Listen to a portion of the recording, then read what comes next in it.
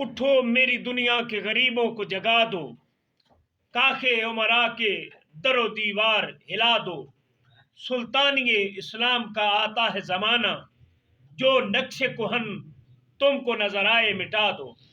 آج 23 دسمبر 2023 ہے، اور آج سے 11 سال پہلے 23 دسمبر 2012 کو شیخ الاسلام ڈاکٹر محمد طاہر القادری نے مینار پاکستان کے سبززار میں عوام الناس کے جم غفیر سے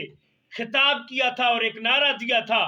کہ چہرے نہیں نظام بدلو، سیاست نہیں ریاست بچاؤ۔ مگر اس وقت کے تمام سیاسی مافیاز، مذہبی مافیاز ایک پلیٹ فارم پہ ایک پیج پر اکٹھے ہو گئے اور سامنے ایک نعرہ لگایا کہ یہ جمہوریت ڈی ریل کر رہا ہے، اور ایک نے تو یہ کہہ دیا کہ یہ سسٹم ڈی ریل کرنا چاہتا ہے۔ مگر میرا آج سوال ہے پاکستان کے مقتدر اداروں کے سربراہان سے کہ آج جمہوریت کہاں ہے، آج سسٹم کہاں نظر آ رہا ہے؟ ڈاکٹر طاہر القادری نے نعرہ کیا بلند کیا تھا؟ ڈاکٹر طاہر القادری نے فقط اتنا کہا تھا کہ پاکستان میں جتنے انتخابات ہوں، جو امیدواران ہیں وہ 62 اور 63 کی چھلنی سے گزر کر سامنے آئے، اور الیکشن کمیشن آف پاکستان آئین کی آرٹیکل نمبر 218 کے مطابق تشکیل دیا جائے۔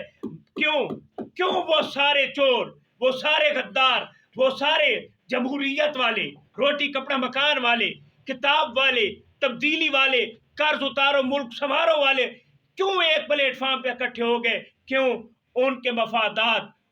مفادات اس سسٹم میں تھے اور انہوں نے اس سسٹم کو بچایا۔ آج اگر کسی کا تعلق جمہوریت والوں کے ساتھ ہے، روٹی کپڑا مکان والوں کے ساتھ ہے، کتاب والوں کے ساتھ ہے، ان کا فقط ایک ہی کام ہے کہ اس سسٹم کو بچایا جائے جس سسٹم کے تحت ان کے مفادات کا تحفظ ہوتا ہے۔ مگر میں آپ کو ایک بات یقین کے ساتھ کہہ رہا ہوں